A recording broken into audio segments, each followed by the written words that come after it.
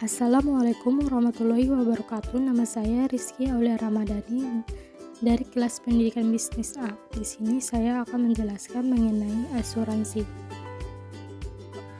Di sini saya akan menjelaskan mengenai asuransi, manfaat asuransi, prinsip asuransi, serta penggolongan asuransi yang ada di Indonesia.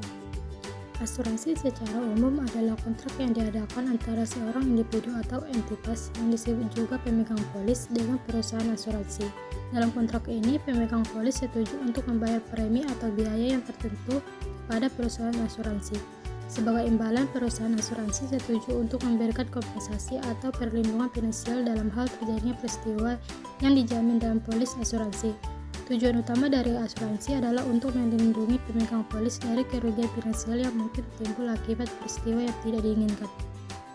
Manfaat asuransi. Manfaat asuransi diantaranya 1. Perlindungan finansial, 2. Perlindungan kesehatan, 3. Perlindungan jiwa, 4. Perlindungan pendidikan, serta yang kelima yaitu persiapan pensiun. Prinsip asuransi. Terdapat 6 prinsip dalam dunia asuransi. Yang pertama yaitu insurable interest. Prinsip ini menjelaskan bahwa seseorang diberikan hak untuk mengasuransikan sesuatu karena terdapat hubungan keluarga atau ekonomi yang mendasarinya. Hak ini otomatis timbul setelah adanya perjanjian yang sering juga disebut polis dan telah memiliki dasar hukum. Yang kedua, utmost good faith. Sesuatu dengan namanya prinsip ini memiliki arti yaitu niat atau etikat yang baik. Maksudnya adalah dalam proses membeli produk asuransi, baik petanggung atau nasabah maupun penanggung atau perusahaan asuransi harus menyampaikan informasi dengan terbuka, rinci, dan jujur. Yang ketiga, indemnity. Indemnity sering juga disebut sebagai prinsip ganti rugi. Perusahaan asuransi selaku penanggung harus memberikan ganti rugi kepada tertanggung sesuai dengan kesepakatan pada perjanjian atau polis. Kemudian nilai tertanggung harus sesuai dengan nilai klaim yang sudah diajukan tanpa pengurangan atau penambahan nilai. Yang keempat, subrogation. Subrogasi berkaitan dengan kondisi di mana kerugian yang dialami tertanggung disebabkan oleh pihak ketiga atau orang lain.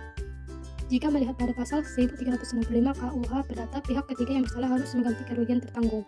Kelima, contribution. Dalam prinsip ini, pihak asuransi memiliki hak untuk mengajak penanggung lainnya untuk menanggung kerugian tertanggung. Yang terakhir, yang keenam yaitu proximate cause. Prinsip asuransi yang terakhir adalah prinsip causa proximum, di mana setiap kerugian yang terjadi pasti ada penyebabnya. Mengacu pada prinsip ini, penanggung hanya akan mengganti kerugian tertanggung apabila sesuatu peristiwa dikatakan oleh penyebab yang diatur dalam polis. Golongan asuransi. Asuransi dapat berpartisipasi berdasarkan beberapa kriteria, yaitu yang pertama berdasarkan jenis risiko yang dicakup. Antaranya 1. Asuransi jiwa, yaitu melindungi risiko kehidupan dan kematian seseorang. Kedua, asuransi kesehatan, yaitu melindungi risiko kesehatan dan biaya pengobatan. Ketiga, asuransi kendaraan bermotor, yaitu melindungi risiko kecelakaan atau kerusakan kendaraan. Yang keempat, asuransi properti, yaitu melindungi risiko kerusakan atau kehilangan properti seperti rumah, gedung, atau barang berharga. Yang kelima, asuransi perjalanan, yaitu melindungi risiko selama perjalanan seperti kecelakaan, kehilangan bagasi, atau pembatalan perjalanan. Yang kedua yaitu berdasarkan bentuk keikutsertaan peserta. Antaranya 1. Asuransi individu, yaitu diperoleh oleh individu untuk melindungi diri sendiri atau keluarganya.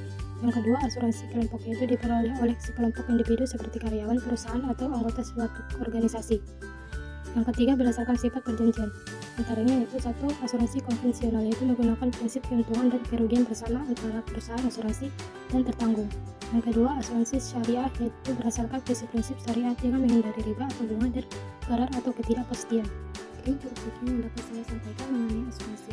Bila ada kekurangan kata atau kesalahan kata, saya mohon maaf karena kesempurnaan hanyalah milik Allah SWT. Akhir kata, saya ucapkan terima kasih dan wassalamualaikum warahmatullahi wabarakatuh.